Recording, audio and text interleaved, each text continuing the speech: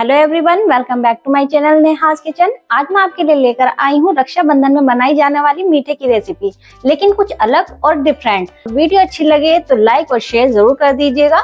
तो चलिए फिर जल्दी से बनाना शुरू करते हैं।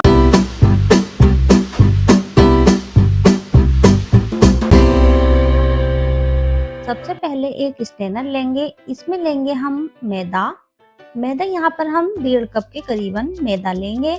वेट में नापेंगे तो 300 ग्राम है। इसे हम छान लेंगे। अब हम डालेंगे इसमें 1 चुटकी नमक, साथ ही में डालेंगे 2 बड़े चम्मच ऑयल डालकर हमें अच्छे से मिला लेना है। आटे को हथेलियों से रफ कर लेंगे, जिससे सारा मोइन आटे में अच्छे से मिक्स हो जाए। अब हम यहाँ थोड़ा सा आटा मुट्ठी में लेकर आटे को दबाएंगे। अगर आटे को इस तरह से मुट्ठी नहीं बनती तो उसमें ऑयल और लगेगा, और अगर इस तरह से आटे की मुट्ठी बन जाती है तो आटे को मोइन अच्छे से लगा है। इससे जो है मिठाई अच्छा खस्ता बनेगी। तो अब हम डालेंगे पानी, 1/2 कप के करीबन पानी डालेंगे, बाकी का बाद में डालेंगे अगर जरूरत लगेगी तो। अब हम आटे को अच्छे से मिला लेंगे पानी के साथ, और जब ये इस तरह से इकट्ठा हो जाए तो इसे इस तरह से मथ लेंगे। और अब हम प्लेटफॉर्म पर निकाल लेंगे और आटे को अच्छे से मसल लेंगे, चिकना कर लेंगे। जब तक चिकना करना है हमें, जब तक ये आपस में कंबाइन ना हो जाए, यानी आपस में अच्छे से आटा जुड़ ना जाए। आप देख सकते हैं आटे को मैंने अच्छे से मसल के चिकना कर लिया है। और इस डो को हमें ना तो ज्यादा सॉफ्ट रखना है और ना ही ज्यादा हार्ड। जैसे हम पूरियों का आटा लगाते हैं ऐसे ही लगाना है।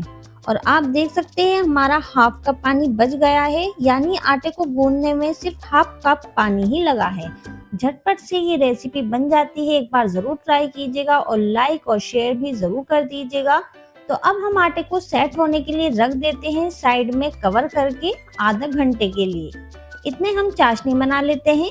अब हम लेंगे कढ़ाई, इसमें डालेंगे 1 कप चीनी, 1 कप डालेंगे पानी। जितनी हमें चीनी लेनी है उतना ही हमें पानी लेना है। इसमें डालेंगे हरी इलायची का हमें मुंह खोलकर डालना है, जिससे इलायची का जो फ्लेवर है चाशनी में आ जाए। 3 से 4 हरी इलायची डालनी है। हाई फ्लेम पर हमें चाशनी को पकाना है। और अब मैं डालूंगी इसमें 1 पिंच येलो फूड कलर। ये ऑप्शनल है, आप चाहे तो इसकी जगह कुछ केसर के धागे भी डाल सकते हैं।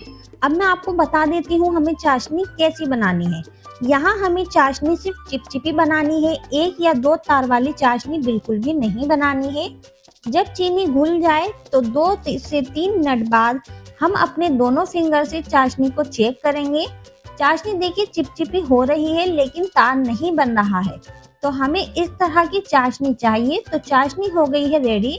गैस ऑफ कर देते हैं और साइड में रख देते हैं। यहाँ पर देखिए आटे को रेस्ट करते हुए आधा घंटा हो गया है। अब हम एक बार और आटे को अच्छे से मसल लेंगे और इस आटे के 2 भाग कर लेंगे। एक को रख देते हैं हम साइड में। पहले हम एक पार्ट को लंबा सा रोल कर लेंगे।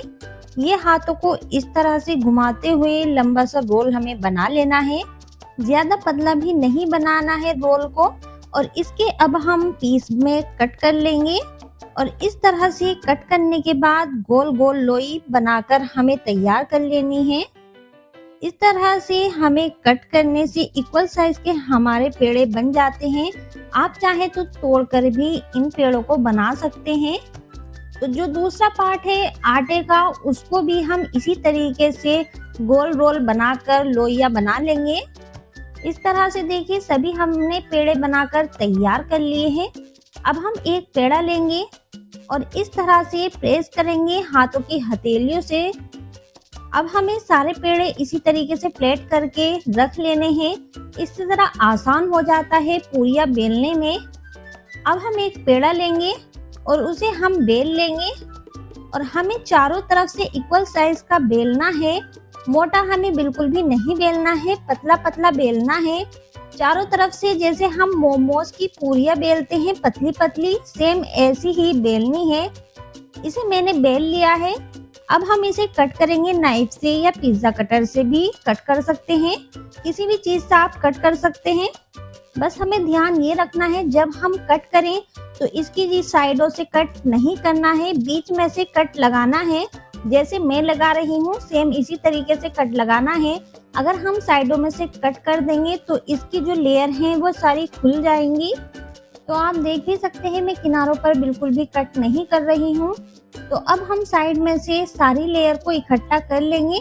जिस तरह से मैं इकट्ठा कर रही हूँ ऐसे ही इकट्ठा करना है और इस तरह से 2 से 3 बार घुमा घुमा कर टैप टैप कर देना है।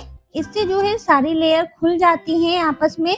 ऑयल में फ्राई जब हम करेंगे तो अच्छी तरीके से ये लेयर खुलेंगी। तो अब हमें क्या करना है, अब हम दोनों उंगलियों पर इन्हें फोल्ड करेंगे। तो आप देख भी सकते हैं मैं किस तरीके से फोल्ड कर रही हूँ। और ये जो लास्ट वाला पार्ट है इसे हम नीचे की साइड अंदर को कर देंगे जैसे हम गांठ लगाते हैं। तो देखिए सुंदर सा फ्लावर बनकर तैयार हो गया है।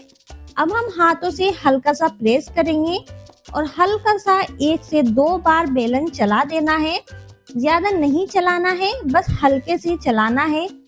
और सभी पेड़ों को हमें इसी तरह से तैयार कर लेना है। तो ये देखिए सभी फ्लावर्स की तरह हमने बनाकर तैयार कर लिए हैं। अब यहाँ हमने ऑयल गरम होने रख दिया था। ऑयल को हमें मीडियम गरम करना है। तो देखिए मैं थोड़ा सा आटा डालकर दिखाती हूँ। ये देखिए हल्के से बबल्स उठ रहे हैं, ज्यादा नहीं उठ रहे हैं। ये टेम्परेचर बिल्कुल परफेक्ट है। तो अब हम कढ़ाई में ये फ्लावर डालेंगे। जितने आपकी कढ़ाई में आ सके आप उतने डाल दीजिएगा और लो फ्लेम पर फ्राई होने देंगे मटरियों को 2 से 3 मिनट तक। 2 से 3 मिनट बाद इस तरह से कढ़ाई को हम हिलाएंगे। अभी हमें मटरियों को पलटना बिल्कुल भी नहीं है, लो फ्लेम पर हमें फ्राई करना है। अगर हम मीडियम फ्लेम पर फ्राई करेंगे तो ये अंदर से कच्ची रह जाएंगी और ऊपर से पक जाएंगी। तो जब नीचे से कलर आ जाए तो हम इन्हें पलट देंगे और इन पर अच्छा सा कलर आने तक फ्राई कर लेंगे। ये देखिए दोनों तरफ से बहुत ही अच्छा कलर आया है।